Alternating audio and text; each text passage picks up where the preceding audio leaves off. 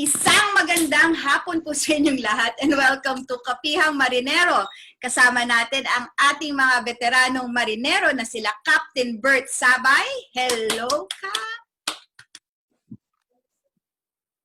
Nakamute pa po kayo, Cap. Yes, good. Gracious morning. Oo, talagang natataranta tayo ngayon ng hirap. But anyway, good gracious morning to every all. Andito na naman tayo at kumusta sa ating mga marinero at sa lahat ng taga-subaybay ng Kapihang Marinero. Yan, sana safe distance tayong lahat. 0.75 meters na lang. 0.75 meters. Wow. At kasama rin po natin ang Presidente ng United Filipino Seafarers na si Engineer Nelson Ramirez. Naimbak nga malim kada kayo amin dita nga kakabsat ko nga Ilocano. Mayap apat panapon kay kayo nga king Pampanga. Mayong hapon sa akong mga kaigsuonan sa Sugbo. Mayong hapon sa akong mga kasimanwa sa Iloilo. Abaw, damo gid sa manggalanon sa Iloilo gid niya. Hak mga kasangkayan halite. Maupay nga hapon idoy. Aamon halete idoy kung waray kasananting diri ganito ni Sputing. Kung may hermanos e hermanas adya na Sambuanga, buenas tardes con ustedes. Hak mga maastay manghud ko hasug. Assalamualaikum warahmatullahi wabarakatuh. Lain lawa Muhammad Rasulullah. Wow. Good afternoon. Greetings from Special guest. Admiral. Yes, meron tayong very special guest. Siya ay ang former Philippine Navy Chief and the new Administrator of the Maritime Industry Authority or Marina. Let's welcome Admiral Robert Empedrad. Hi, Sir Administrator, Mr. Administrator. Good afternoon. Hello, good afternoon sa ating lahat, sa lahat ng ating mga seafarers, not only sa Philippines but around the world. Good afternoon po sa inyong lahat. Sir, yeah. Salamat, maraming salamat po at ipinaunlakan ninyo ang aming imbitasyon na mag-join sa amin ngayon dito sa Kapihang Marinero. Yeah. So let's start with the can we start with agenda? Sir, meron po kayong ibabahagi sa amin tungkol sa inyong Oh, of course. Nakuha nyo na, I think na-publish naman na yung 10-point agenda ng administrator, Marina Administrator for the next 2 years. Kasi base sa aking appointment, nung tinalaga ako ng ating mahal na Pangulo, hanggang July 11, 2022 ako maging Marina Administrator. And tama lang na maglagay din ako ng guidance ko as we move forward to become a progressive maritime industry ng ating pong bansa. So gumawa po ako ng 10-point guidance ko kung saan yun ang magiging gabay namin sa pagsusulong na magandang kinabukasan ng ating maritime industry. And gusto mo bang i-share ko yung aking 10-point agenda? Yes po, sir. Kung pwede. Sure. Yung saglit lang kasi yung first is number 1 in my agenda is to strengthen the Marina organization for efficiency. Kasi kailangan palakasin ng Marina administration kasi organization kasi lumuluwag na yung maritime industry natin. Marami na tayong seafarers, lumalaki na ng ating shipbuilding, ship repair capabilities, pati yung domestic shipping.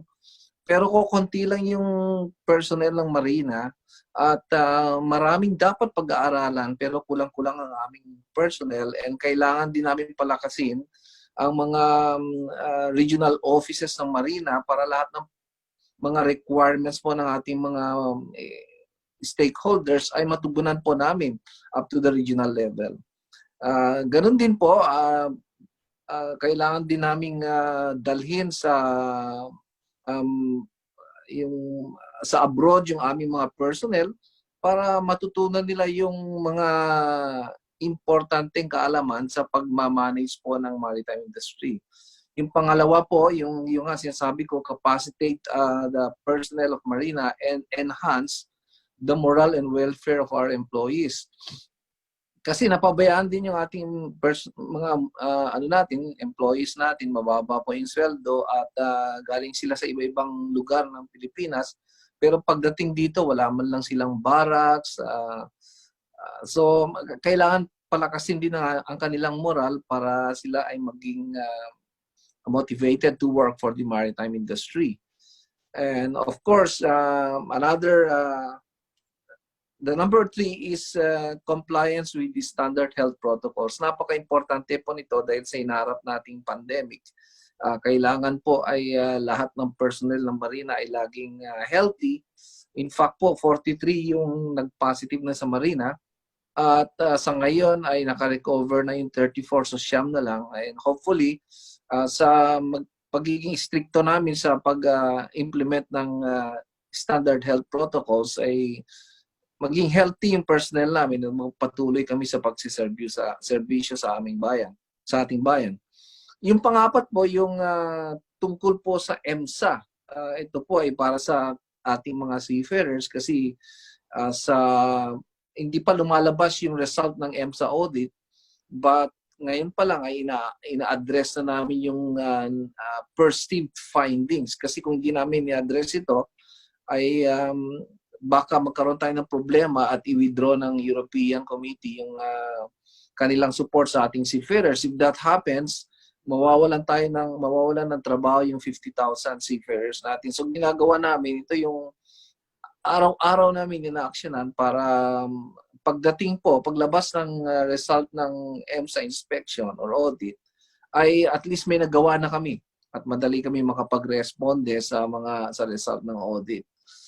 And the fourth one is to establish the systems and processes to ensure eradication of graft and corruption. Ito yung isa sa specific instruction ng ating Pangulo sa akin na linisin ko yung corruption hindi lang sa buong industry. So yun yung and paano namin gagawin yun?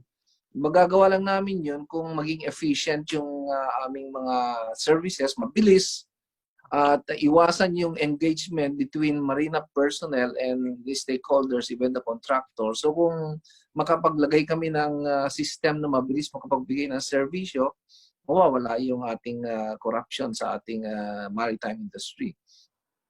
The other one is yung speed up yung digitalization. Kasi pandemic na normal na ngayon yung we go through virtual meeting katulad na ngayon, nag-meeting tayo na hindi tayo nakikita.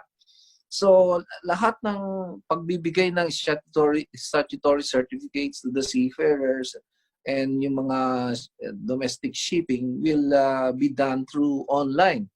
So pati yung pagbabayad online na. So walang engagement, mabilis. So mabilis ang serbisyo, mawawala pa yung corruption in the industry. And of course, importante yung priority programs ng Maritime Industry Development Plan. Ito yung ginawa ng buong industry, collaboration ng lahat ng industry, at magkakaroon tayo ng modern development plan up to 2028. This I will focus during my administration. And then yung elevate yung compliance with the STCW Convention kasi member state po tayo at lagi tayong bibigay ng rekomendasyon sa STCW para sa kapakanan ng ating seafarers. And then the other one is strengthen the process and procedures for good governance. Importante po to. Para kung may good governance, then may product, may magandang output. At lahat ng ito ay gagawin namin in collaboration with the maritime stakeholders. In fact, kay Engineer Hernandez, nagbibigay po siya ng recommendation sa Marina at yun po ay magagandang recommendation. Makakatulong po ito sa aming plano sa pagsulong ng ating industriya. And of course, yung IMSAS, meron po tayong inspection sa 2022 And ngayon pa lang, paghahandaan na namin, kahit na ako yung hindi na administrator pagdating ng IMSAS audit, but we will prepare for this para sa ganun ay handa yung ating bayan at ang ating industriya at lagi tayong tinitingala ng IMSAS yung because we ratified the convention of the IMO. So yun yung 10 maritime Marina's 10-point agenda and pwede natin discuss along the way. Thank you very much. Thank you po, sir. Papa? Nakamute ka pa po.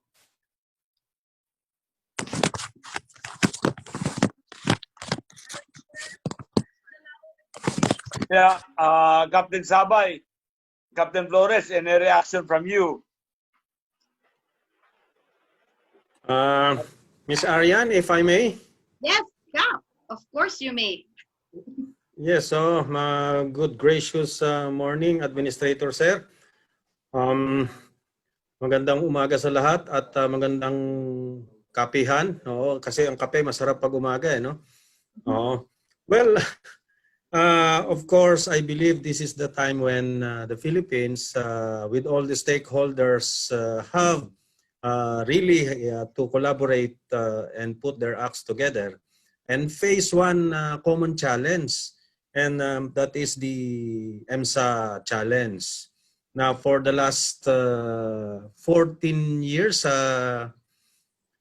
repeatedly, almost the same. Every time they come back, they have a list of issues and challenges and findings and so on. Talagang hindi nababawasan. Parang roller coaster ang listahan. So mayroon pa lang no nasa 10-point agenda ni administrator. So this is actually a welcome move, yung compliance natin sa STCW. Well, my comment is that it appears that for the last 14 years, ang solution natin to the findings are all band-aid solution.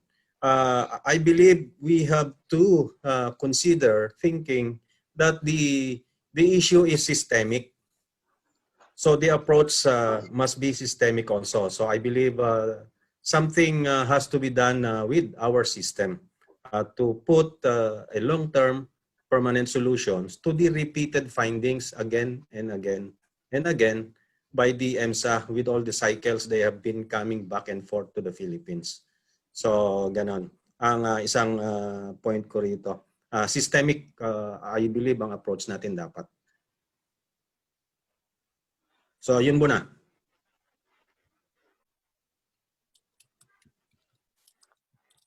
Captain Flores. Cap? Yes, first of all, good afternoon, Sir Bob. Good afternoon, Arianne, partner Bart. Good afternoon, Cap. Padre. Yes. Well, ang take ko lang naman kasi dito sa problema is, nagustuhan ko dun sa well, of course, yung agad yung corruption. This is one thing na nakakasagabal talaga sa movement ng ating industriya, yung corruption. So, sa nakikita ko namang effort nga ni Sir Bob, mukhang talagang very, very serious siya to eliminate all of this thing. And I have seen that. Ang isa sa kasi yung 2010 amendments, still now, hindi pa tayo nakaka-comply. And I think now they have the move para to revise itong 2010 amendments to 22 amendments, which is paperless na lahat. I think there is a move. By 2022, I think it will be done in Brazil. Magkakaroon na ng amendments. Kanya sana matapos na natin itong 2010 na na to para ma-face na natin yung another stage, which is yung paperless na according to Paul Esben ng ICS, yung president ng ICS.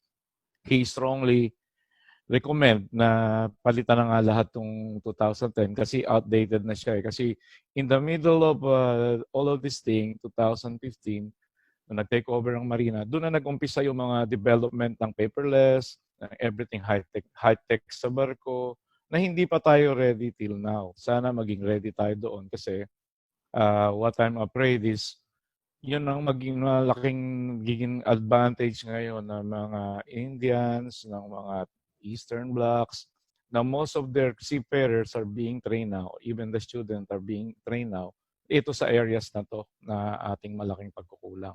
Ngayon, sa pagdating naman sa mga siguro gusto ko lang maiparating na yung isang malaking factor na magiging malaking tulong is to us the end user.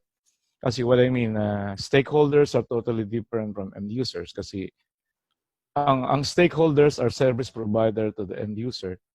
Kaya kung ang tatanungin natin dito yung stakeholders, magkaiba yung pananaw sa kanila na ano ang talaga ang nangyayari sa loob naman ng opisina ng end user na, for example, as seafarers, yung mga trainings natin ngayon, sometimes hindi na relevant doon sa mga barko na pag-aari ng end user. Kaya sana, mabigyan natin ng pansin yun na tanungin talaga yung end user and as well as yung mga seafarers which is also considered na end user. Kasi kung tatanungin natin yung mga service provider to the end user, medyo may konting diferensya sa opinion. Yun lang po muna.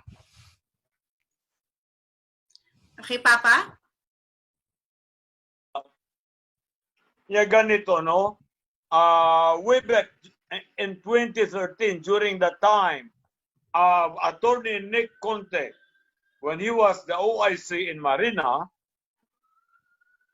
ang malala ko, if my memory serves me right, meron na lang 3 minor deficiencies.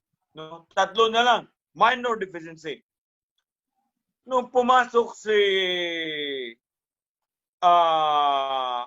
Max Dr. Mejia, ay nagkaroon ng 17 major deficiencies nang pumasok si Dr. Mejia.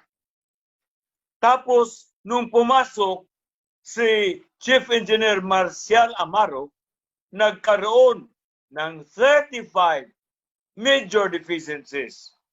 Tapos, dito pumasok si Admiral Vinson, sa palagay ko, although wala pa sa atin, no?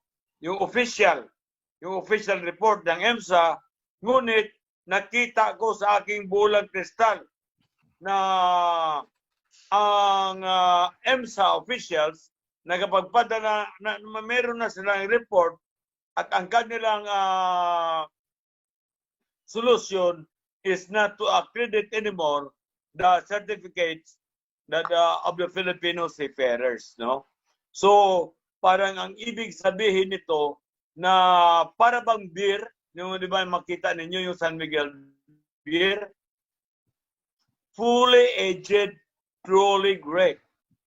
O kaya yung mga wine na habang tumatagal, no, habang tumatanda, lalong sumasarap. Dito naman sa atin sa EMSA, habang tumatagal, ay lalong dumarami ang ating mga deficiencies. At ang unang deficiencies at pabalik-balik, number 1, no effective monitoring. Number 1, no effective monitoring. Number 2, no effective quality management implementation. Yan, paulit-ulit at dumarami. Ang problema, lalo, nitong huling pagpunta ng EMSA, ang unang pinuntahan ay ang BIT, Bohol Institute of Technology, na pinasara ko yung isa sa mga branches nila na kung alam ninyo, napuntahan ko talaga yung eskwelahan sa Siquijor. Biruin mo, almost 1,000 yung estudyante nila doon sa Siquijor. Ang laki-laki, makikita mo, laki ng eskwelahan. Almost 1,000 yung estudyante, no? Pero wala kang makitang graduate. Pero wala kang nakikita ang graduate sa listahan. Nagaling sa Siquijor. Lahat yan, naka-enroll sa Bohol. Pero sa Siquijor sila nag-aaral, no? Doon pa lang palpak na. Tapos sa Dipolog, meron din eskwelahan doon. Marami rin estudyante. Pero ang kanilang diploma, ay nasa Zamboanga.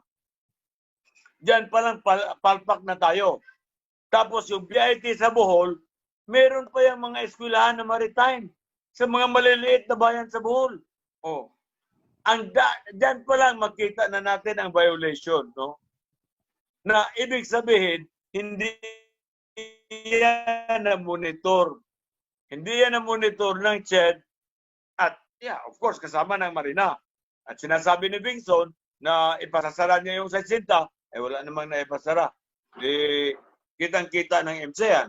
Kaya sa galit ng EMSA, alam ko, nakita ko sa bulang kristal ko, talagang hindi tayo lulusot.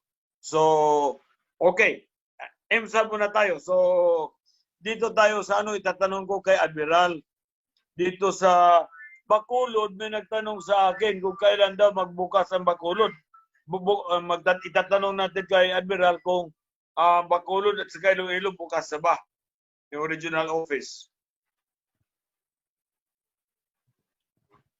Ay, naka-mute pa po kayo, sir.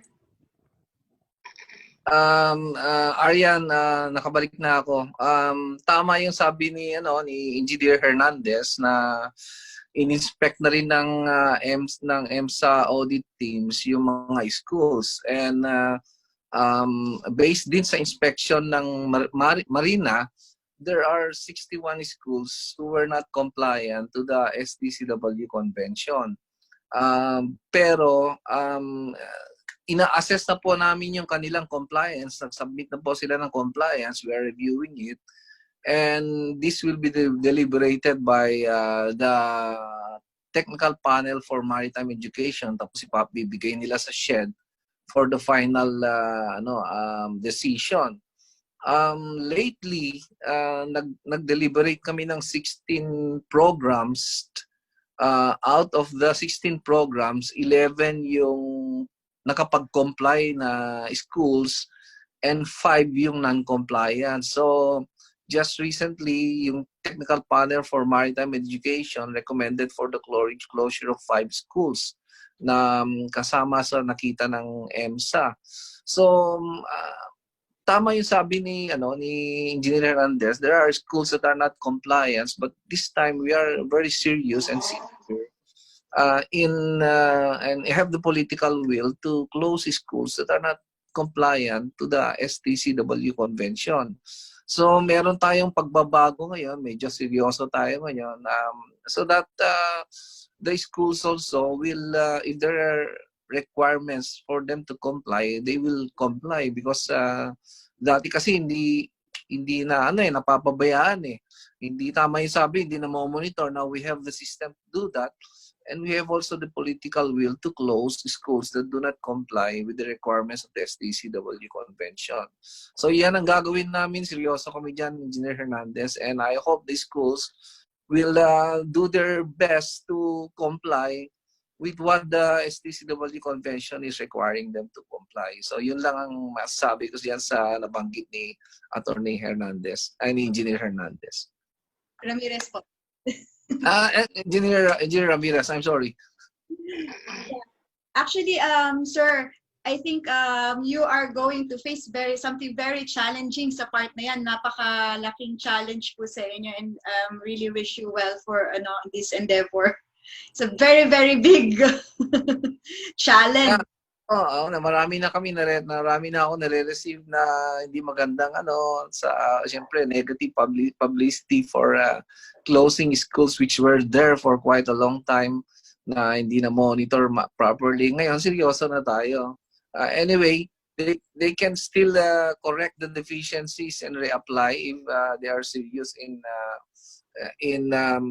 training our students based on the standards that is set by the STCW convention. Sir, for your information and guidance, yung dalawang eskwelahan, yung sa Dipolog at sa Sikihor, napahinto ko talaga. Pero ang ginawa ko, binubomba ko sila sa radio. At yung sa Zamboanga, na nag-i-enroll sa kanila, sinabi ko na pati ikaw, ma'am, yung president doon, ididemanda ko, isama ko sa demanda.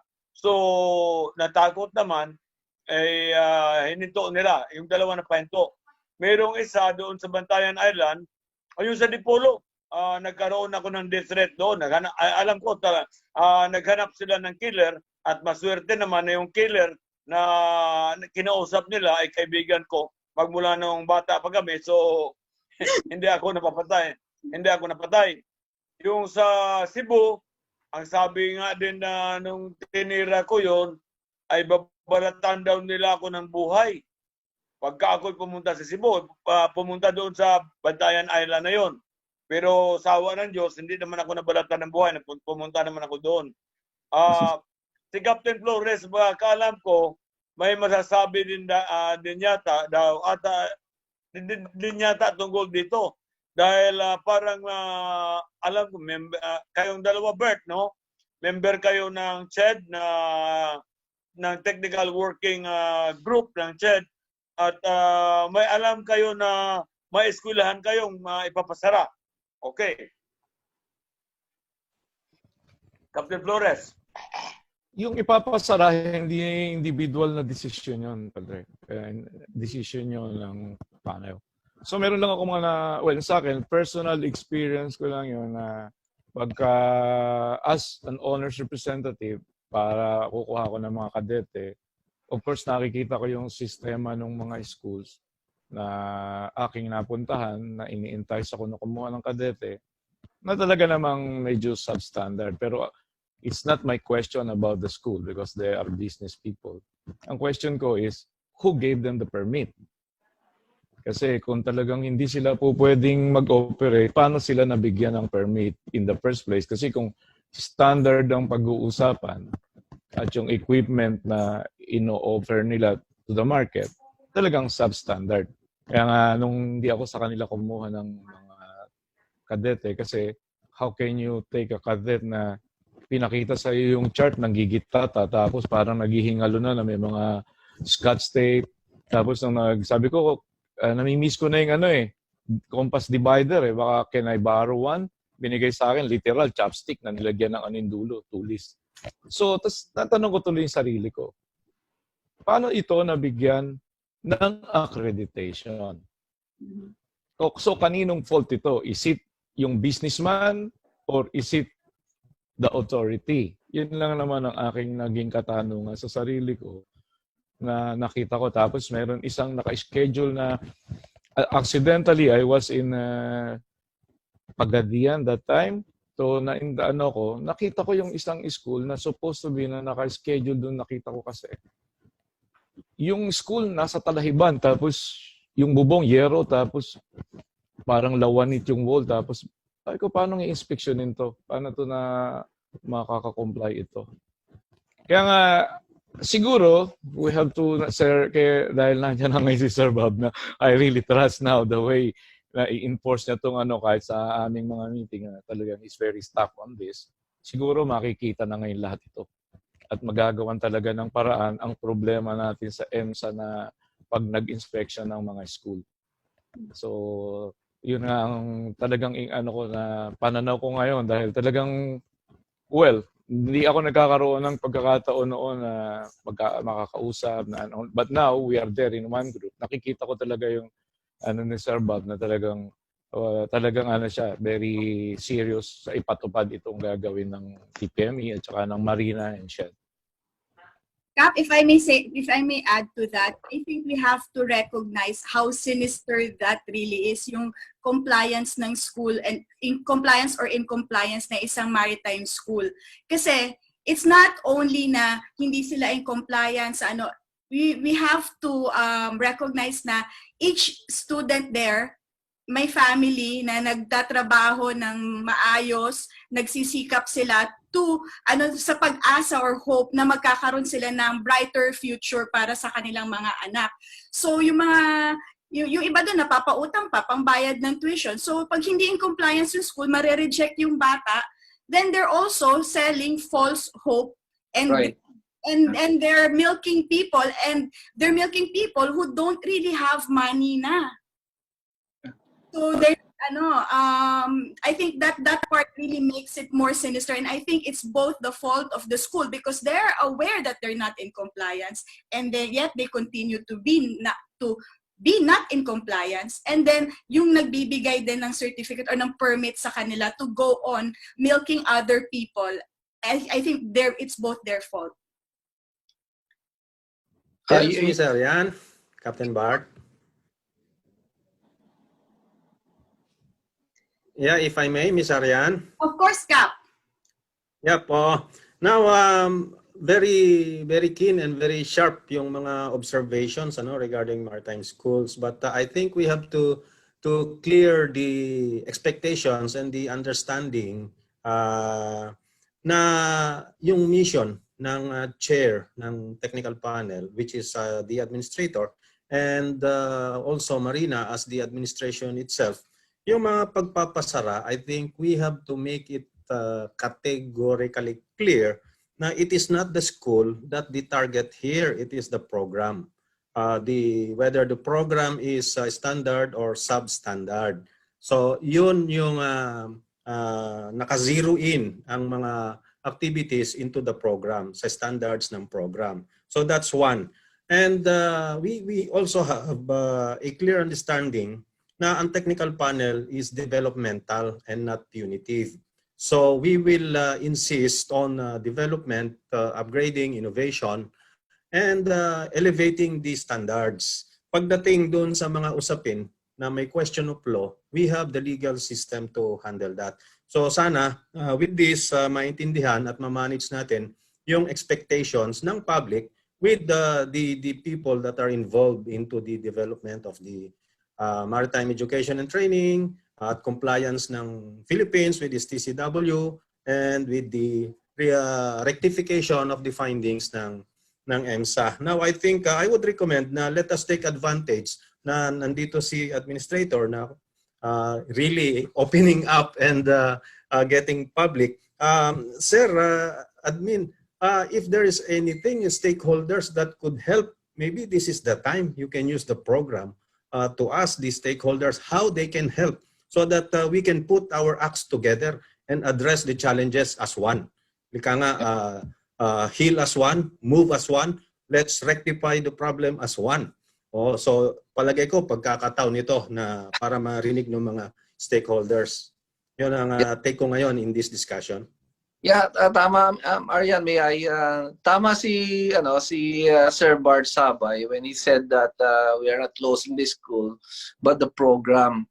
And we are not blaming entirely the school. We also blame, in a way, meron din kaming pagkakamali because we were not able to come up with good governance or developmental programs that will raise the standard of the schools. So ngayon na yung pagkakataon. In fact, when I assume as Marina Administrator, ang sabi ko, my administration will be of collaboration and partnership with the stakeholders. Kaya nga kinakausap namin yung PAMI, kinakausap namin yung domestic shipping, kinakausap namin yung lahat ng aming stakeholders. In fact, this week, next week pala, we're going to have a program, a summit, wherein lahat ng stakeholders will be meeting together and come up with strategic plan and good governance on how we can move forward as far as raising the standards and competence of our the seafarers, the shipbuilding, the schools, the domestic shipping. So pagtulong-tulungan natin ito. At sana ang objective natin is to fulfill the 8 priority programs of the Maritime Industry Development Plan, which ang gumawa nito, lahat din ng collaboration of stakeholders. So kung tulong-tulong tayo, heal as one, and in a spirit of bayanihan, kaya nating umunlad, kaya nating maging progressive maritime industry. Hindi kaya ng Marina ito.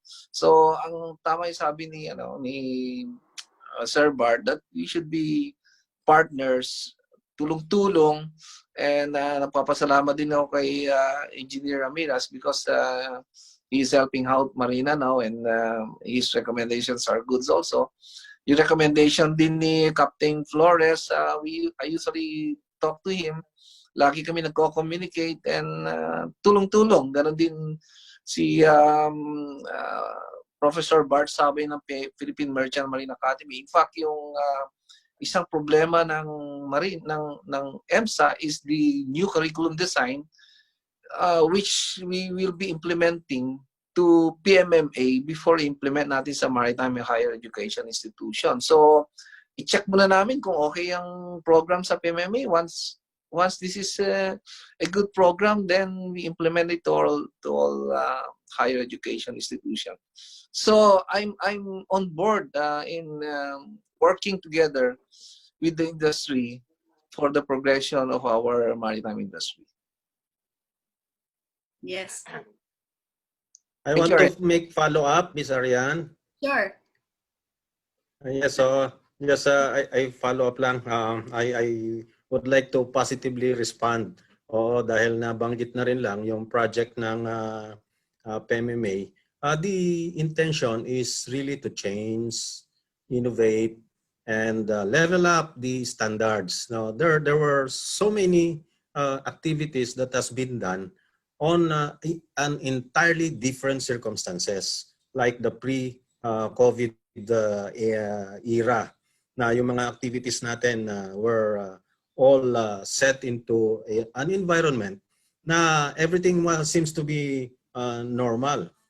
Now, we are in a pandemic situation, extraordinary circumstances, na I think we have now to realize and consider na the policies, rules, and regulations that has been good before may actually not applicable anymore today because of the extraordinary circumstances. Now, here comes the ability and the willingness of the people concerned, the authorities, the administration, to be agile and adapt to change.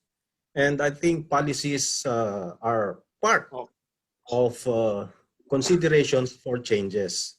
Hindi naman sila naka-cast in stone.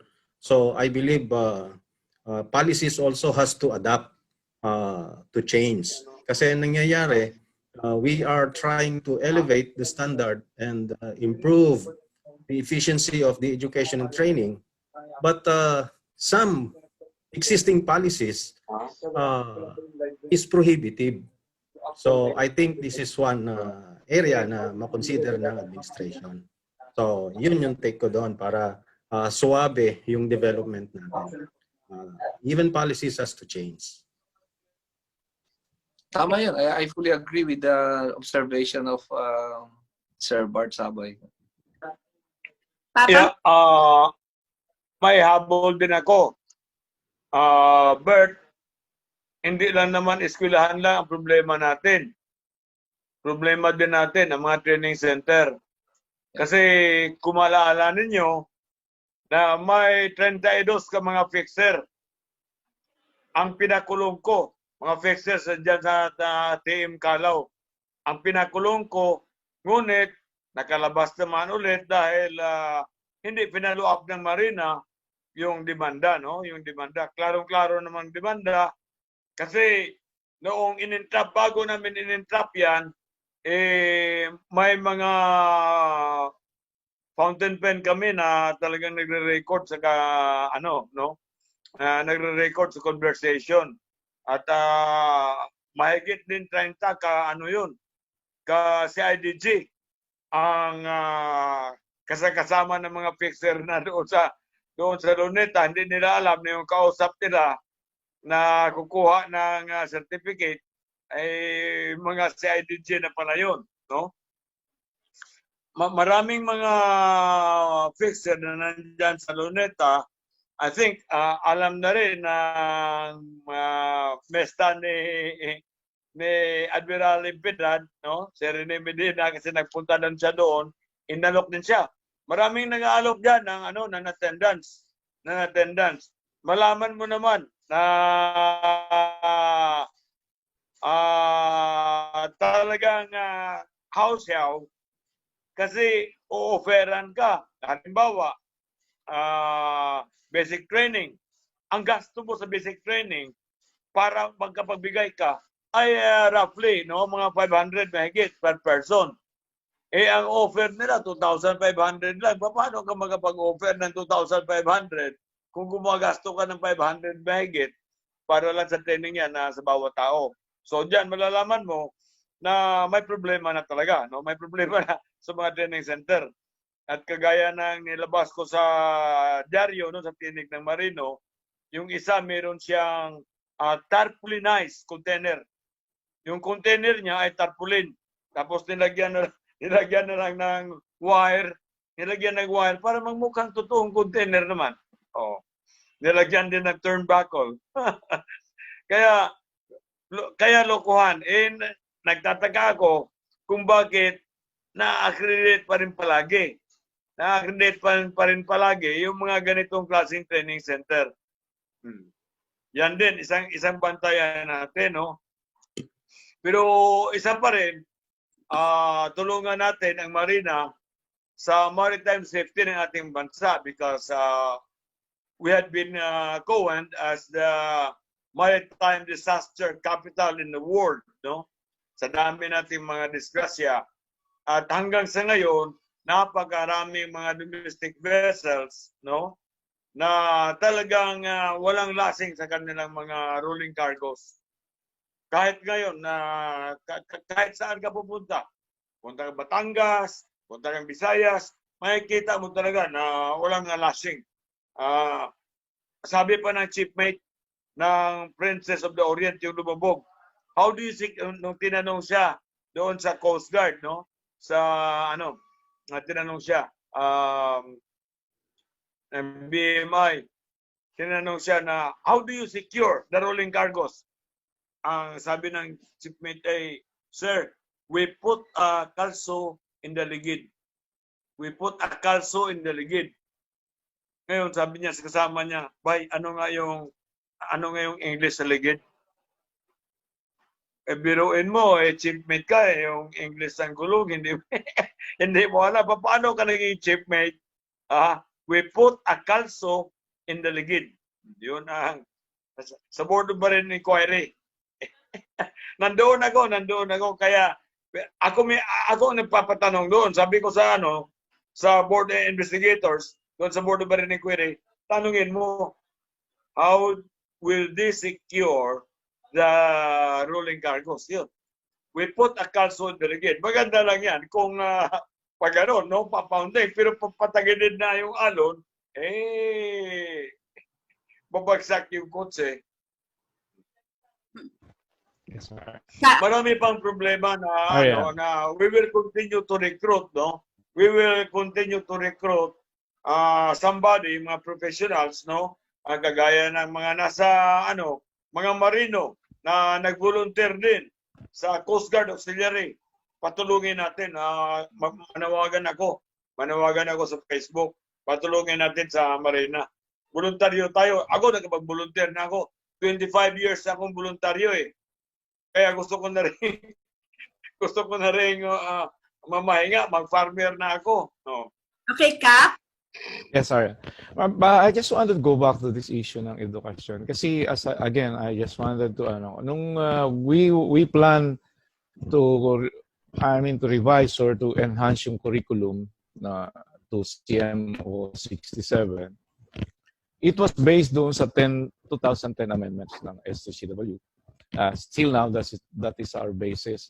Pero in the middle of this decade, 2015, nagkaroon ng malaking changes sa equipments being used on board.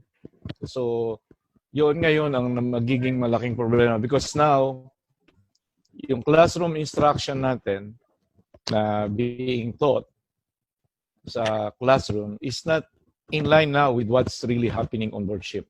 Kaya nga, yung production natin ng mga graduates natin na pag sumampa sa barko, they cannot be promoted easily kasi nga, they were trained sa classroom instruction, they were taught ng 2010 amendments which is still basing sa sextant, radars, and the technology na since my time. Pero now, so pagsampa nila sa onboard, the owners and the officers is expecting them na to put into practice whatever they learn from the school. So they are going to be sa onboard na gagawin sila, i-guide sila to put into practice whatever they learn from the school, just what we had before. Kami nila partner Bart, nung sumakay kami, sextant and radar, pagsampa namin doon, sextant and radar. So ginaid lang kami how to use that and to put into practice. Ngayon, ang naging problema, we are still on this, sa school natin, ang sextant and radar, ecdis generics, and everything. Pagsampa nila sa barko, it's totally different. So, pagsampa nila doon, ang sasabihin nila, they are expecting to learn or to study. That's not the way. Kasi you go on board the ship not to study, because there to put into practice whatever you learn from the school. Kasi yung mga nasa on board, they have different tasks to do. Hindi ka naman po pwedeng ititrain ka lang nila doon during their time. So, i-guide ka lang nila how to put into practice whatever you learn now from your school. Kaya nga, ang nagiging sistema ngayon, yung promotion nila is being delayed kasi nga, doon pa lang sila mag-uumpisang mag-aral. Unlike before, sa amin, sextant and radar, pag na-prove mo yun na gano'n ka, pag exam mo, pagbalik mo sa barko, sextant and radar pa rin ang alim, so madali kang mapupromote. Pero ngayon, how to do it na pagdating mo doon, estudyante ka pa rin, na mag-aaral ka pa rin, na hindi mo nakita kahit isang mga state-of-the-art equipment ngayon na nasa onboard, at magkakadete ka doon, I think that is the biggest challenge now we have to face. Na ang demand ng pagiging officer on board is totally different before. Ang demand sa atin, partner, na sextant and radar lang. At bituin at araw, mga terrestrial navigation. But now, we are using high technology na hindi natin na ituturo sa classroom instruction dito sa atin. Kaya nga pagpanik nila doon, more often than not, yung kanilang promotion nadidelay. Kasi nga, imagine, ilalagay mo siya doon na para siyang tupa, nilagay mo sa kulungan ng mga leon. Kasi sextant and radar pinag-aralan ko sa school namin, ginagamit namin chart ng gigitata, tapos dito ngayon wala nang chart. ecdis na, GPS na. So, yun ang malaking challenge na we will face doon sa pag ni-revise yung STCW na strongly recommended by President ng ICS na Paul S. Ben. Yun nga, sana to this time sa pag-ano natin tong curriculum, ma-adjust na natin ng paunti-unti doon sa what is really needed by the industry now and what are they expecting from our graduates pagsampa nila sa barko, because they will not be nobody will teach them on board. They will be guided by the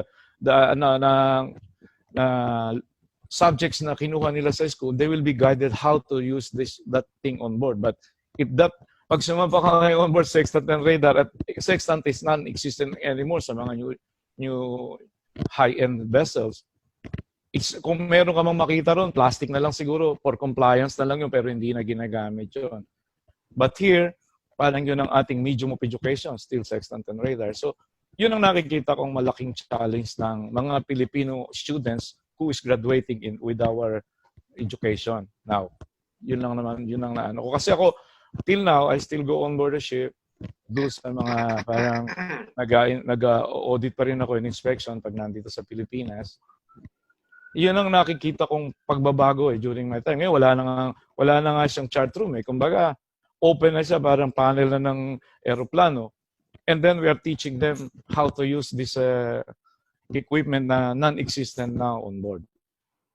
Yun lang naman ng sana. Sana makapag-adjust na tayo doon sa in preparation for, well, actually, it's now in use. Hindi na siya in preparation. Talagang ginagamit na ngayon na hindi tayo prepare. Yun lang naman po. Okay. Papa? Captain Flores, kung malala mo, kamakailan lang, nakipag-away tayo sa mga Board of Examiner ng Marina. Kasi ang ibabalik nila ang gusto nila magkakaroon ng assessment sa sextant and radar. Sabi, hindi na nga ginagamit yan sa barko. Ngayon, ang mga marino, ang alam nila, GMDSS, ECDES, tapos ibalik mo sila sa assessment sa sextant na naman. Nag-short pants pa si Muhammad nung panahon na yun eh. Noong sextant na yan, talagang pinipilit nilang ibalik. Kaya nga, dapat sila yung mga Board of Examiners ng Marina, sila dapat ang manguna, magbigay ng halimbawa kung ano ang dapat gawing tama, no? Hindi yung ibabalik tayo sa Stone Age. Hindi yung iba. So, yun lang, ganun lang kasimple. Ganun lang kasimple ng akin. Yeah. Arianne, may I comment, Arianne? Tama yung yung observation. In fact, isa yan sa findings ng EMSA. Sinasabi nila, the questions that we are using are no longer linked with the outcome. So, kaya ang ginagawa na natin, inaayos na natin yung, minomodernize na natin yung ating edukasyon. Kaya yung mga questions, binabago na rin ng mga Board of Examiners so that we come up with the modern questions na hindi na yung obsolete na yung equipment kasama pa rin sa question. So these are the things that na ginagawa namin sa Marina. So I'm listening to the comments of our guest here. And in fact, yan ang ginagawa namin ngayon sa Marina. And magpatuloy kaming ayusin ito. So that when we send our cadets to the ships, hindi sila tuturuan, halimbawa, diesel engine. Ba't mo pa tuturuan kung ano yung paano ba mag-operate ng diesel engine? That should not be taught in the ship, but it should be taught in the school. So, yan yung mga bago na gagawin natin. I hope we'll be able to put changes sa schools. We should modernize our schools para yung competence ng ating seafarers tumaas pa at mapabilis din yung kanilang promotion. Kasi kung mabagal yung promotion because they are not capable, they are not competent, they're not even qualified. So, thank you sa comments that I'm hearing right now. Thank you po, Arianne. Cap. Yes, I like to make a follow-up at saka reinforcement doon sa mga issues sa education. If the panel here will wish to know, sa development ngayon ng bagong program, we were in collaboration with the Marina team. For the last 2 weeks, talagang day and night, we've been working with the Marina team. And there were a lot of realization. Kaya nabanggit ko kanina, yung mga policies, I think will have to be revisited for review. Dahil hindi lang yung curriculum ang kailangang ma-review. Kung talagang magko-comply tayo sa STCW, kagaya ng mga comments kanina ni Captain Flores, ni Engineer Nelson, na hindi aligned actually yung laman ng program with the industry needs. Not even actually aligned sa letter and spirit ng STCW. Now we are realigning everything. Kaya lang, maraming babaguhin sa sistema. For example, yung ating education system, we are running a program, baccalaureate program, na alam naman natin ang mga products mag-a-apply as ratings. Siguro na. And we do not have a specific program only for ratings. Ang STCW, 3 levels of responsibility from support, operational to management. Ang ating program, nakafocus sa operational level lang.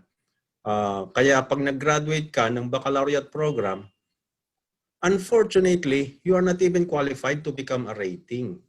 Kailangan mo pang mag-training ng program na 40 hours. can just imagine the insult to the baccalaureate program that cannot even qualify its graduate to become a rating. Now we are addressing that na bago ka mag-graduate ng operational level program, you should have been qualified and competent as a support level. So isa yan na babaguhin natin. And you cannot enroll or attend an education and training program sa management level if you have not been an operational level officer. So yun ang spirit ng TCW. So yun ang gusto nating i-satisfy ngayon at kung tututukan natin, like for example, itong shipboard training, cadetship program. Ang letter and spirit ng TCW, ang nagsi-shipboard training are candidates working for certification as operational level officer. Tama yung sinasabi kanina ni Captain Flores na hindi siya sasampa sa barko para maging estudyante at mag-aral. Nandoon siya as an understudy already to an officer in charge of navigation or officer in charge of engineering watch. I-reinforce na niya yung competence niya through experience on board. So yun yung program. Kaya meron tayo ditong isang kakampi na hindi natin nakakausap ng seryoso. And these are the ship owners.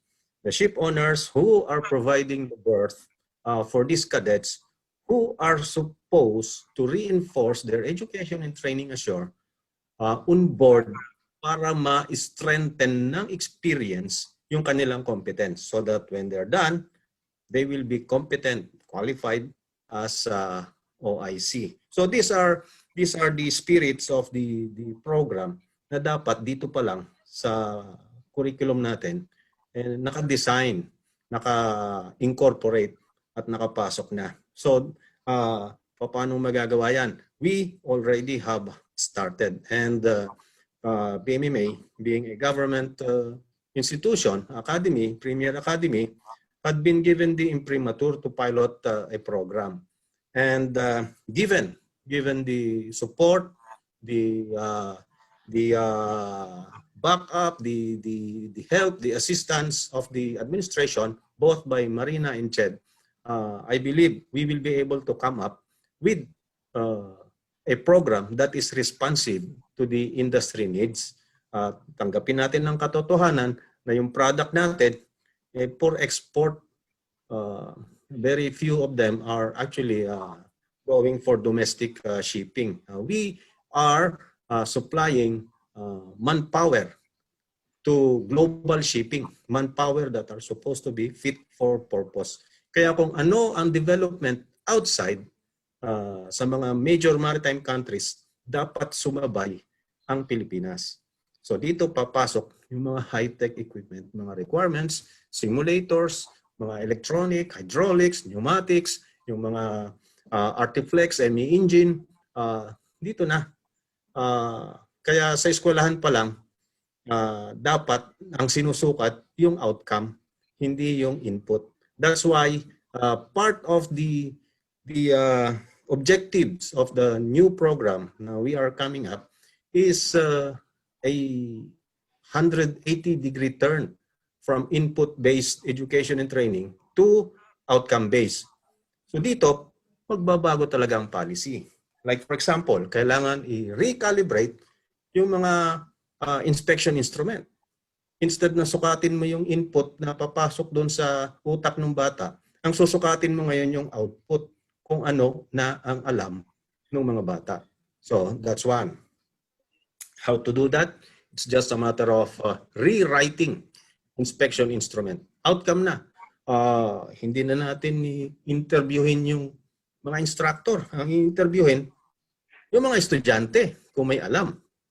Kasi yung instructor definitely are the experts. They are subject matter experts. They know what they're saying.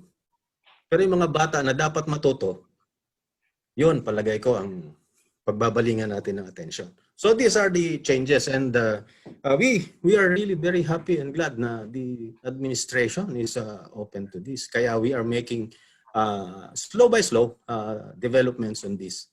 So hopefully after the first semester na to ng pilot run, we will be able to see the expected outcome. outcome is not immediate, it's not overnight. This will be a transition at least for 4 years.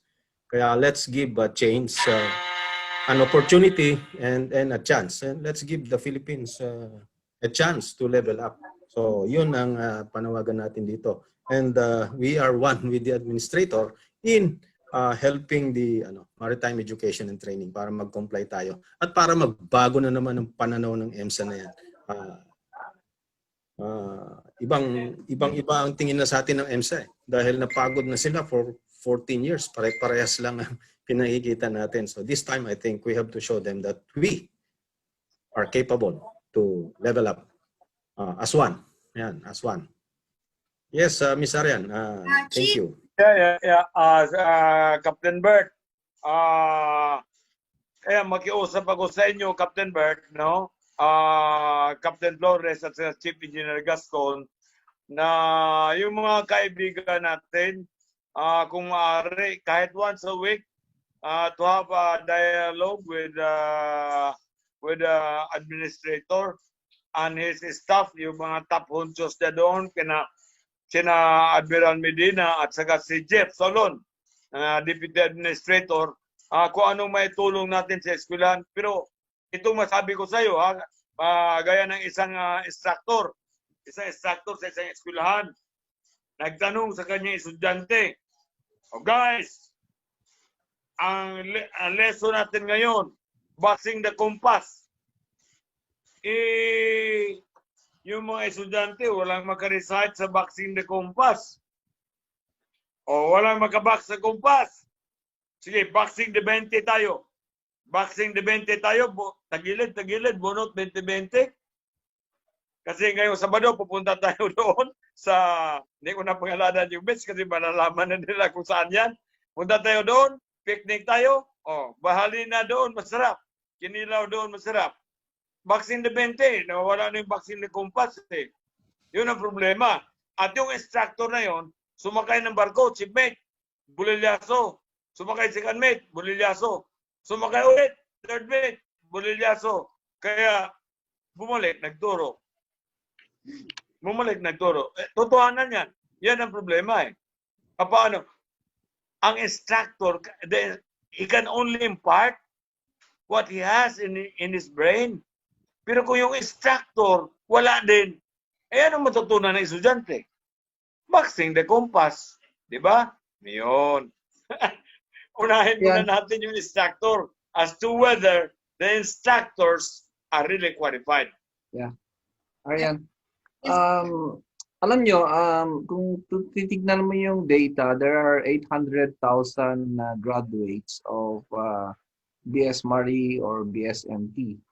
But kung tignan mo rin yung records, only 400, in fact, not more than, less than 400,000, 800,000 yung seafarers natin, but 400,000 are deployed. Kalahati lang yung na-deployed.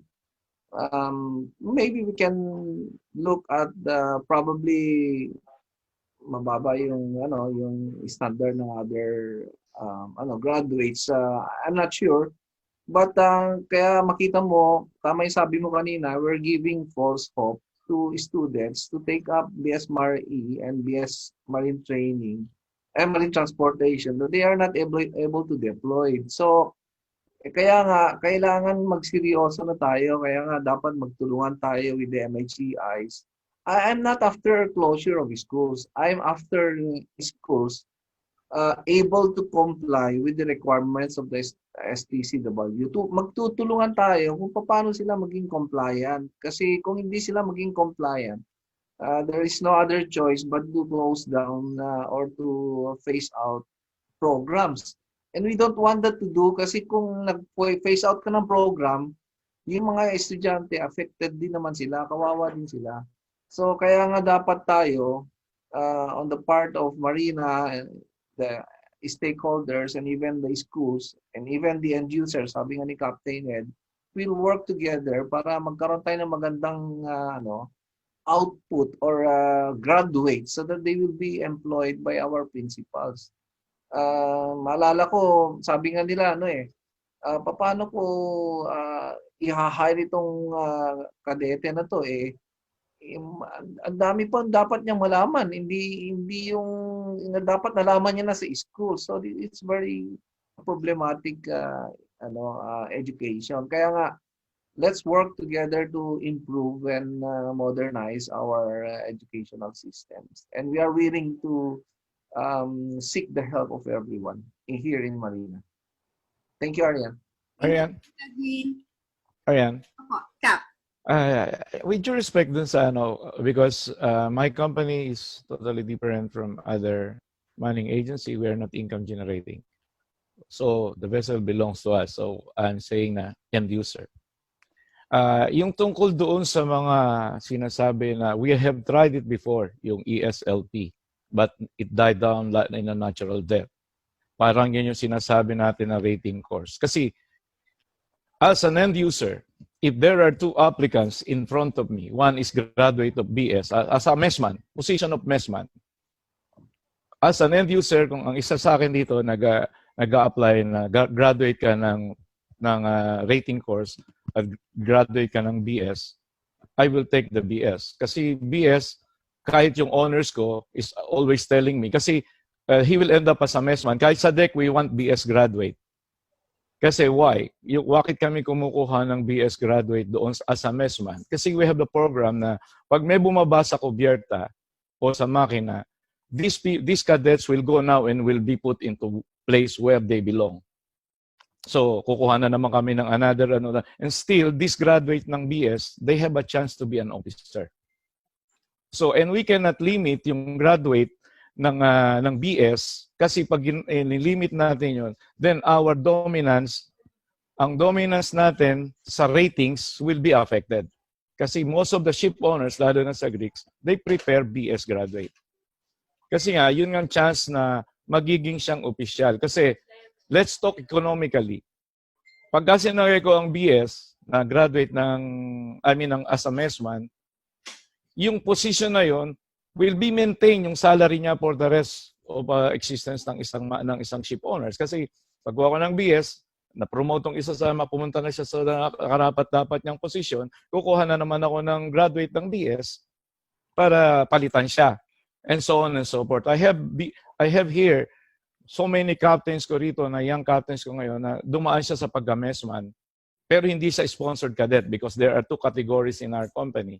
Sponsored cadets na kinukuha namin to be trained as cadets and officer in the future. And there are those who struggle to make it to the top, and we are giving them also na opportunity to be there. Kasi kung magdi-depend ka sa mga grad-sponsored cadets, and what about yung ratings na ipoproduce na ang talagang choice ng owners is yung graduate ng BS. Kasi kung graduate ka ng, again, ulitin ko, kung graduate ka ng ratings, you will stay as messman forever. Hindi ka namin ita-transfer sa kubyerta because you have no chance para maging opisyal. So yun ang pananaw ng end user sa amin at sa aking mga sister company. Yun ang pananaw namin na magagamit namin sila sa gano'n. Kaya kung ililimit natin yung graduates ng BS at okay, we will close so many schools at meron ngayon tayo ng carrying capacity or deployment 60%, that will affect. Kasi meron naman po pwedeng, ba't kailangan silang kumukonsakan pag-usapang messman. Pwede naman kahit graduate ng basta meron ka lang CMAS book Kasi ang requirements naman ngayon ng CMAS book is just to graduate kahit high school graduate, may technical training ka, pwede ka na mag-file ng CMAS book So, what we wanted is, of course, me as in our company, we wanted to graduate ng BS. You show me one graduate ng ratings and one graduate ng BS as a messman position, I will take the BS. Kasi may chance siya maging official So siguro wag nating i-limit masyado yung sa graduates na to na we don't expect them all to be an officer. Kasi yung sinasabi natin na deployment na 5,000, it's not the real issue here. Yung 5,000 are the registered cadets na kinuha ng mga school, mga sponsored cadets. Yun yung registered na 5,000. The rest of them goes on board the ship as messman or ratings. Na hindi yung recorded as deployment kasi ang nire-require lang natin sa school, yung mga sponsored cadet na sumakay ng cadet. Pero I have here 10 utilities na graduate ng mga ng maritime education. Pero hindi sila kinonsider nung school nila as deployment. Kasi hindi nga sila kadete. Rating sila. So, yung graduate na 25,000 a year, it's more than that. Siguro 50% is being deployed. Hindi lang 5,000. So, yun ang aking experience dito after 25 years. Na marami akong kapitan who went on board as messman and ended up like captain and chief engineers because they strive hard. Kasi when you go on board the ship, it's not all theoretical. Theoretical is just 10%. Pagdating mo on board, 90% is practical skills. You will use your skills. So marami dito mga kapitan na we never expected him to be a good captain, but he did. He did. Kasi pagdating doon, practical practical operation ng barko. Kaya nga, kung kahit anong standard ang itaas natin, all of this is, itataas natin mataas na standard, they will end up as academics. But we need ratings. We need people to work on the ship. Kasi, sasabihin na natin, dito sa amin, 100%, kahit sa 3 companies namin, we have almost 300 ships in 3 companies na to sa Manila. 100% ratings are Filipinos and graduate of BS. Meron man mga rekomendado na hindi mo matanggihan. Pero these guys will not end up going on deck or going on engine. They will stay there forever. Or maaring maging cook. Kaya nga, we need these BS graduates to man our ship. Yeah. BS meaning Bachelor of Science po. Science. Yes. Yeah. The Bachelor of Science. Ano kita, Capt, no? Capt. Ganito kasi kaya kailangan makausap natin si Admiral Empedrad tungkol dito kasi yung pinag-uusapan nga natin, no, na hybrid ng yung maritime education talaga, no, na naka-align sa European standard, kasi yung isang bakit ka kukuha ng 4-7 taon? 7 taon pagkatapos mag-messman ka lang. Samantalang, ikaw mismo nagsabi, high school graduate lang, pwede ka namang mag-rating. Pwede ka namang mag-messman. Bakit hindi yung 1 taon nila? Kasi sa Europe, 2 taon lang naman, 2 taon, pwede naman sila maging opisyal Pwede sila maging kapitan sa kanilang 2 taon. No? So, gawin nga natin yung tamang maritime education. Kasi yung maritime education natin dito, mali dahil halos kalahati hindi naman natin nagagamit sa barko. Gawin natin yung tama. So, we have to talk to Admiral Empedrad together with the staff of Marina. I-present natin yung ating maritime education na alam natin na makatulong talaga. Kasi, halimbawa, yung bata, makikita mo, alam niya man niya, yung utak niya hanggang saan lang siya O di, hanggang doon ka lang, sa 1 taon na pag-aaral, sapat na yan para maging rating ka forever. Kasi rating forever na naman ang gusto mo Pero makita yung bata na alam niya na pwede siya maging kapitan, tutuloy yun. Kaya, yung 1 year, pwede na yan. 2nd year, pwede na siyang pwede na siyang sumakay ng bangko sa 2nd year niya. At pwede na siyang maging opisyal. No? Pwede na siyang mag-opisyal. Kaya i-present nga natin kasi meron talaga tayong matrix dyan na yun talaga ay pinag-aralan natin na yun talaga ang pinag-aaralan nila sa Europe. Yes. Ganong standard ang pinag-aaralan nila sa Europe. At itong Yes, mga Miss Arianne, taga-EMSA, at itong mga taga-EMSA, ang tinitingnan nila kasi pinapareho nila sa standard nila. Tapos nakita nila, mayroong Rizal, mayroong Paniktikan, mayroong anak ng kamote, yung mga kalahati ng dyan, hindi nila maintindihan kung bakit ipinas. Time out muna. Let's welcome Chief Engineer Gascon. Yes, sir. Good afternoon, Sir Tony. Naka-mute ka, sir. Ka pa po. Good afternoon, engineer. Nakamute ka. Good gracious morning. Engineer Tony. Nakamute. Afternoon na tayo, Bart. Morning pa sa Norway, sir. We are happy to have you in the program, sir. Yeah, Nice to see you again. Good afternoon. Yes po. Arianne, can I react dun sa sinasabi ni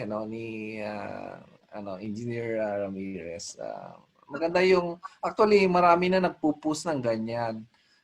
But our problem is our educational system, and kailangan kasi college graduate yan eh. So when you graduate people sa college, a college degree, they have option outside. So kung hindi man sila makaakyat, they can join the Navy, they can join the Coast Guard, they can join the Armed Forces, or they can work outside yung pinipili nilang profession nila. So I think that's the key there. Mahirap yung yung sinasabi kasi ng batas BS, that's why it's called Bachelor of Science eh. He should be a college graduate rather than train them on their skill, kasi syempre skill based. Ang kailangan ng barko is skill eh. So kung magaling kang humawak ng halimbawa ECDIS, that's the one that our ships need. Pero iba pa rin pag college graduate ka rin, kasi syempre kaya sabi nga ni Captain Ed, na college graduate, and I would choose a college graduate.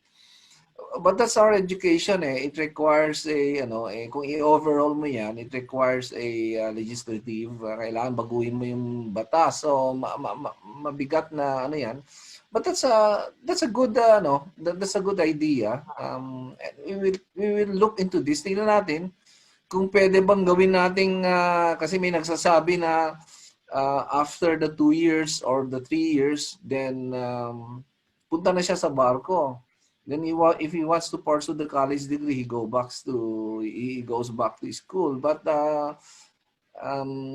maraming gagawin dyan, and let's see. Discuss natin and let's see what is more advantageous to our seafarers or to our country. Tingnan natin. Thank you, Arianne. Maybe we can at least Yeah, Miss Arianne. more. Yes. Time na tayo. Actually, lagpas na tayo sa oras. Ihirit ako. Sarap na usapan eh. Just start. Kita timer. Sige. 1 minute and 2 hours. So ganito, yung talking about the education system and talking about manpower fit for purpose.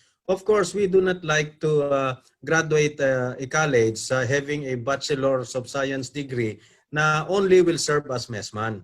So we are hearing the management policy of a company represented by our end user, si partner Captain Ed. But I tell you, I am consulting a company with thousands then of seafarers on board. And one of the policies ng company is mortal sin ang gawing messman ang graduate ng nautical or engineering course.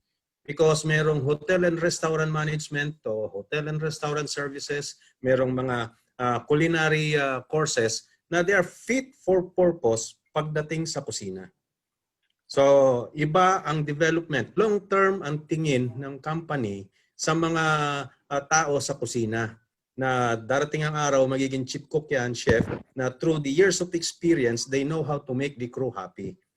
Dahil doon sila na-educate and train. So they are fit for their purpose. So ngayon, pagdating sa deck and engine, that is also the policy of the company na kung maglalagay ka ng tao sa deck, they are fit for purpose. Sa engine, they are fit for purpose. So we are looking here of a company policies na may pagkakaiba from one company to another company. But the common denominator is our products must be employable by these companies. So I think yun ang ating common denominator dito. Kaya bigyan natin ng pagkakataon ang pagbabago para maka-align tayo sa international standard. Sabihin ko sa inyo, 188 maritime universities sa Europe, sa EU, offering maritime program. 188. 128 doon running techbook program. And they are all becoming captains and chief engineers. So, what's preventing us? May batas tayo sa ladderized program, may batas tayo sa techbook, may batas tayo sa recognition of prior learning, may batas tayo for the dual training system, and this is the apprenticeship program. Kumpleto tayo sa batas. Wala tayong palagay kung babaguhin batas. We will just have to apply the law which are already existing. So kailangan lang natin alamin kung alin ang nararapat na ma-apply natin sa ating education and training na align internationally, compliant sa STCW at magbago ang pananaw ng EMSA. So, yun. 1 minute ha. Ikaw na humirit.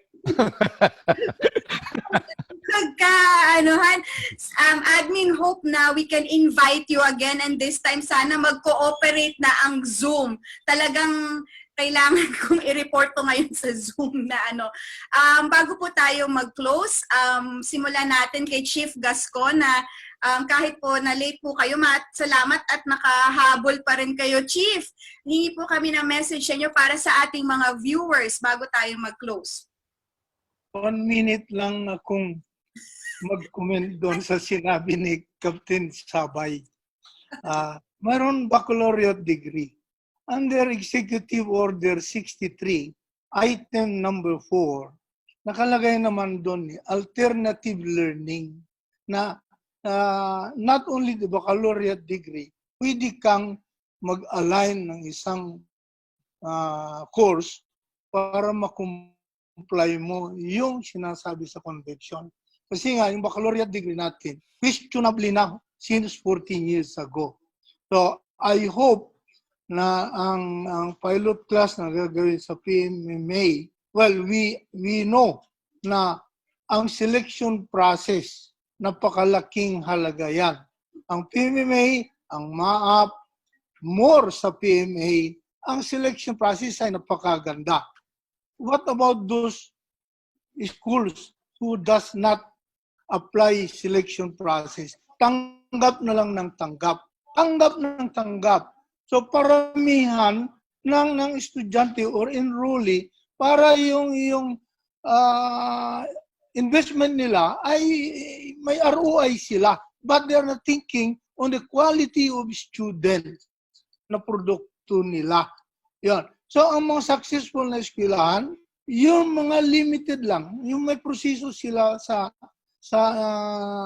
screening ng mga would-be future merchant marine officer. Yun lang ang kulang sa eskwelahan. Plus, i-align na natin yung mga subject ng eskwelahan dito sa STCW Convention. Nang sa ganon, wala na tayong marinig na ang dami-daming training sa Pilipinas. Why? Supposedly, yung training na yun doon sa eskwelahan na ginagawa para wala na siyang training sa mga training center.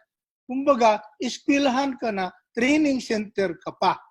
So pagkatapos mo, documented ka na. Hindi yung matapos ka nga, kumuha ka nga ng ICDIS sa eskwelahan, pagbalik mo, kukuha ka pa ng ICDIS, sabi ng principal mo. Why? Ang for state control, hinahanap ang ICDIS. So ipakita mo yung diploma mo na galing sa eskwelahan, oh, that is shit. Sasabihin lang ng principal, I don't need that. I need certificate.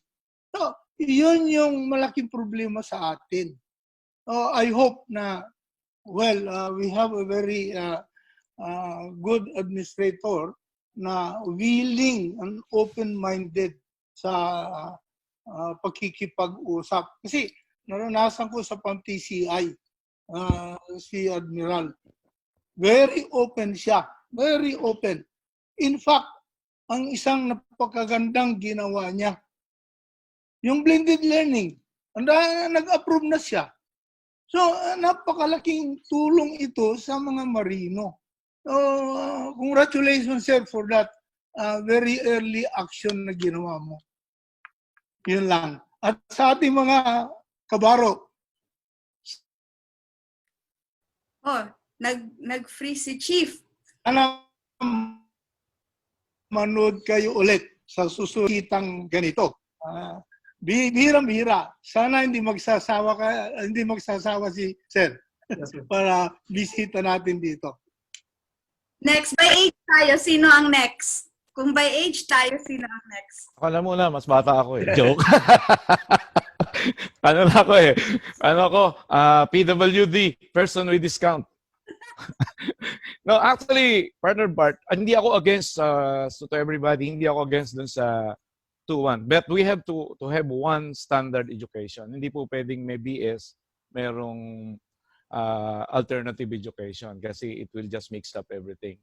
It's either yung ating pinapasok na technical vocational na to or BS. So we have to choose between the two.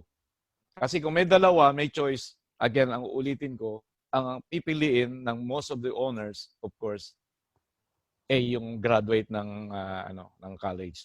Kaya yun lang ang medyo pero kung walang choice, kung talagang technical vocational lang, this will be for me it's a very good thing. 'Di ba pinag-uusapan natin yan, na agree ako diyan. That is a very good idea. Kasi talagang pag natapos ka noon, pasok ka agad doon sa training sa onboard. I mean, magandang yon. But we have a law na Republic Act ng CS31. Doon nga sa Republic Act, hindi sinasabi doon kahit kadete. Ang sinasabi doon, 3 years in school, 1 year on board.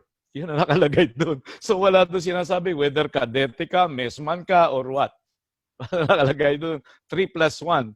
Kaya nga, kung magagawa natin yung pinag-uusapan natin before, hindi pa si Sir Babang nandyan, at yung bukas pa yung Emerald na ngayon, nagkasara-sara na, hindi natin natuloy yung pag-uusap natin. Nagkaisa tayo na talagang maganda yon. Pero kung there will be 2 choices, so we have to eliminate the other one. So kailangan nating talagang gawa ng paraan. But I do not disagree dito sa magandang ginagawa natin ngayon. So yun lang. At sa ating mga kabaro, we can trust ang Marina. Now we are moving forward. Thank you, Sir Bob. Thank you, sir. Okay. Cap? Ken, sige. I will try to be very brief po. So 1 hour and 20 minutes ulit ha.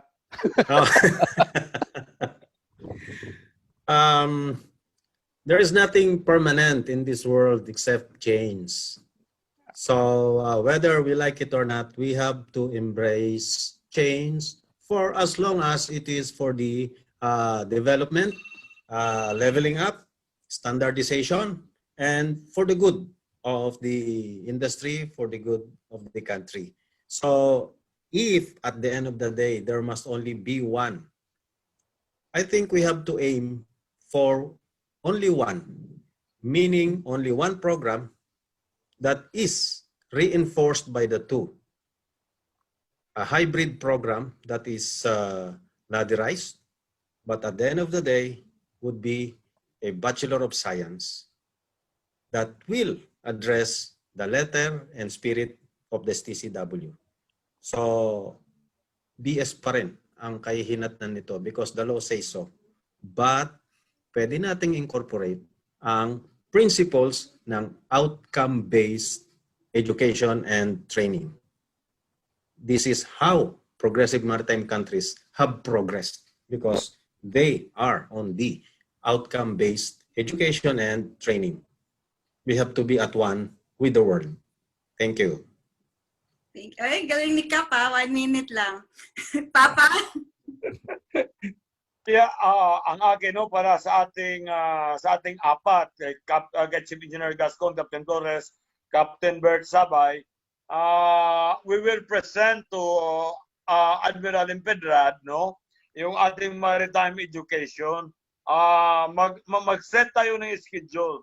Kasi, Bart, kung malaala mo, when we presented it sa isang European company at nandoon yung kanilang mga representatives ng mga European, una, binatbakan tayo ng maraming mga tanong. Pero nung makita nila kung paano namin i-present, palakpakan sila. And then, paano daw i-implement? Sabi namin, kung papayag na ang CHED, we can implement it immediately. Mayroon ba kayong lugar? Meron po. Meron na kaming lugar na kumpleto sa lahat ng gamit. Kumpleto na. Walang problema. At wala na rin problema yung mga ship owner na kukuha. Nandyan na rin. Nandyan na rin. Ang kaso lang, ang kailangan natin ang CHED, ang approval ng CHED, na umpisahan na namin itong ganitong klaseng education. Kaya namin maghanap ng estudyante, kaya rin namin maghanap ng ship owner na mag-sponsor para dyan, Kasi lahat ng estudyante dyan ay dapat sponsored by the company. Gagawin namin yan. At nandyan na yung equipment na talagang mga masasabi nating 295 na equipment na hindi basta-basta. So, yan ang maging showcase natin. Puntahan kayo namin, Admiral, together with your staff, together with Admiral Rene Medina and Captain Jeffrey Solon, na ipipresent namin itong maritime education na ito. Yes. Oh. So Arianne, can I have my message now? Yeah, gusto kong I fully agree with the comment of Engineer Gascon. Hindi ko sinasabi na lahat ng schools, marami ding mga schools natin na magagaling. In fact, some of our schools are compliant to the requirement of the European countries. Recognized pa nga sila ng European countries eh. But some schools really are not STCW compliant also. So, kaya nga sabi ko, tama yung ginagawa natin. Lagi tayong mag-uusap. I will be available to talk with you para ma-improve natin yung ating mga eskwelahan. We need to come up with good governance para yung hindi naman nagko-comply, paano natin sila matulungan para umangat yung kanilang standard. Tama yung sabi niya, yung ibang school, kuha ng estudyante. Kaya nga, based on our inspection, merong schools na, halimbawa, 200 lang yung capacity niya based on facility, nag-enroll siya ng 500. So, paano niya matuturuan yung estudyante? Paano niya mabibigyan ng magandang standard of training? Ito yung sinasabi ni Engineer Ramirez. We have to improve the monitoring capability of Marina para makita namin kung hindi nagko-comply, we have to immediately call their attention. And if they do not comply, we close them down or whatever sanction we can give them para gumanda yung ating edukasyon. Tungkol naman sa ating mga seafarers, I met with the ambassador of Denmark. Nagkaroon ako ng meeting with her. And gusto niyang i-hire yung Filipino seafarers. Choice pa rin ang Filipino seafarers because masisipag sila, magagaling sila. Kahit na sabihin natin yung ibang school di maganda, pero there are schools that are good. Kaya choice ang seafarers ng Filipino. So nag-request siya kung pwede, if I can extend the coverage of the certificates, expiring certificates to December 31, and then provisionally extend them for 1 year. Ito yung request ng mga ibang bansa. So kaya nag-release ako ng advisory because I take this an opportunity na magkaroon ng employment ang ating seafarers. Ito kasi yung tumutulong sa ating bansa. Our seafarers are really good seafarers. Kailangan lang natin i-raise pa ang standard. So katulad nung last TPME meeting, nag-present yung MAAP ng additional yung ETO course which was approved by the TPME. So we are open to changes. We are open to development that will enhance yung standards of our trainings. And I'm willing to work with you para maisulong natin ito. So yun lang, Arianne, and thank you for inviting me for this panel. Thank you. Thank you po, everyone. Very much. Admin, ang galing nung 10-point agenda. I just have to mention, ang galing kasi it's like when I was reading it, and everything is parang interconnected in a way na one thing will supplement the other. So good luck po sa implementation ninyo, sir. And I think that we're so very lucky to have a leader who's willing to listen to everyone. That's a very, very big deal po. Watch us again on Tuesday, 2 p.m. sa Kapihang Marinero. And on Thursday, please watch Bumanap. Ang guest po natin ay ang sikat na singer na si Celina Sevilla. So, see you again next week. And don't forget, Kapihang Marinero. Good afternoon and thank you po sa inyong lahat. Bye! Bye-bye. All right, good day everyone. Good Bye! day.